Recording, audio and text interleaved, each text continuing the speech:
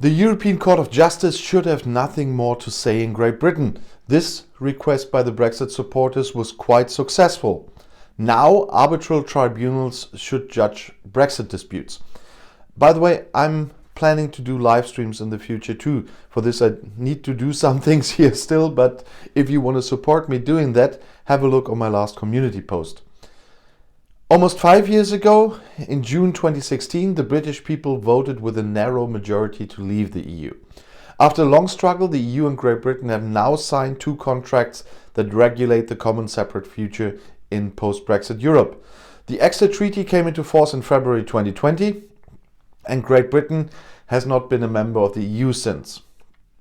The Trade and Cooperation Agreement, which was negotiated to the end of at Christmas Eve, has been provisionally enforced since the beginning of 2021. Ratification by the European Parliament is still missing. Both contracts contain rules on dispute settlement that are similar but must be clearly differentiated. During the negotiations, the EU Commission took the position for a long time that conflicts in the application of the agreements had to be decided by the European Court of Justice, the ECJ. For Great Britain, however, this was completely unacceptable. On the one hand, the 2 British judges, Christopher Weider and Ian Forrester of the ECJ, left in the wake of Brexit. Above all, however, one of the main demands of the Brexit proponents was that the ECJ should have nothing more to say in Great Britain. When the TCA, the newest agreement, was negotiated, British Prime Minister Boris Johnson declared triumphantly on December 24th, "British laws will be made solely by the British Parliament." Interpreted by UK judges sitting in UK courts, and the jurisdiction of the European Court of Justice will come to an end. Instead, both treaties now provide for dispute settlement procedures in which arbitration tribunals play a crucial role. As far as can be seen, there have been no loud protests against this, although arbitration proceedings in commercial contracts are otherwise very controversial.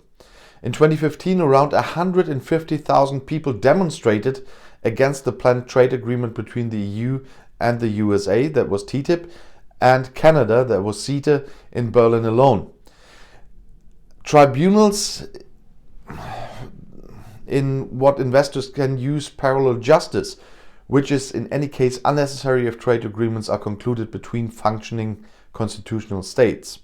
In addition, the structure of the arbitral tribunals tends to be investor friendly, because the arbitrators are selected from a small group of international dispute settlement experts who often represent parties and therefore, according to the allegation, have an interest in a lawsuit-friendly climate.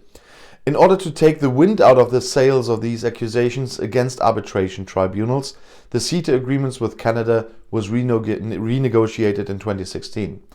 Instead of traditional ad hoc arbitration tribunals, there is now a fixed investment court made up of 15 judges. These judges should receive basic remuneration or a salary and no longer act as legal advisors for parties to the dispute. An appeal body is also new. In the medium term, the bilateral CETA court is to be developed into a multilateral investment court. The arbitration tribunals of the 2 Brexit agreements lag behind this new standard. It is true that the judges can only be selected from a relatively small list of arbitrators. However, they do not receive any fixed remuneration and may continue to act as legal advisors for states. An appeal body is not provided either. The withdrawal agreement initially stipulates that if proceedings have already started, things are usually brought to an end in accordance with EU law. It also contains rules for the transition period, which ultimately ran from February 2020 to the end of 2020. During this time, Great Britain continued to be treated like an EU member state, but could no longer participate as a member state. Above all, however, the withdrawal agreement regulates which civil rights EU citizens and British citizens now have in the other legal area. For example, EU citizens who have settled in the UK by the end of 2020 will retain their status. Disputes that require a dispute settlement are likely to relate primarily to such status rights of citizens in the other legal area. First, however, EU citizens and EU companies can claim their rights under the withdrawal agreement directly in British courts. British courts are also bound by this agreement.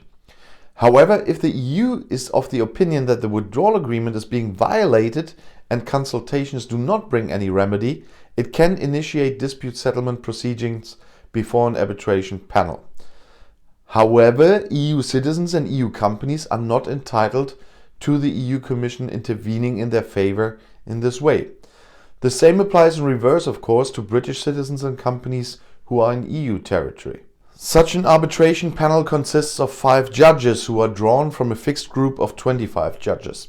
These 25 judges were appointed by the EU and the UK at the end of 2020. Angelika Nussberger, who was Vice President of the European Court of Human Rights until the end of 2019 and now teaches as a law professor in Cologne again, is one of the 5 people who can become chairperson of an arbitration panel. A second German can be found in the list of 20 possible full panel members, the Passau law professor Christoph Herrmann. As a rule, an arbitration panel should rule within 12 months. The EU and Great Britain are bound by the arbitration award. If there are doubts about the correct implementation, the arbitration panel can be asked again for a decision. If necessary, it can impose lump sums and penalties on the defaulting side. If these sanctions payments are refused, the other side can partially suspend its obligation under the withdrawal agreement, except for obligations in favor of citizens. Even the ECJ can still play a role in these proceedings. When it comes to the interpretation of EU law, the arbitration panel has to refer the case to the ECJ. The settlement of disputes in the recently concluded trade and cooperation agreement is similar, but completely independent. The 1,390-page treaty covers many, but by no means all, matters of future economic and legal cooperation between the EU and Great Britain. Movement of goods, services, energy, aviation, road transport, social security, fisheries and law enforcement, although services to a very limited amount. Dispute settlement takes a prominent position here as a part of the agreement. These horizontal provisions are applicable in many areas, but not in some. The TCA expressively excludes numerous contractual matters from the settlement of disputes, such as the mostly highly controversial right to regulation, which limits investor protection. Dispute settlement can be used, for example, in conflict-prone areas of state aid control and public procurement. In the TCA, there is no arbitration panel, but arbitration tribunals. These are not occupied by 5 people either, but by 3 people. The arbitrators are selected from a 15-person list that is not yet available but should be decided in the first 6 months after the agreement comes into force.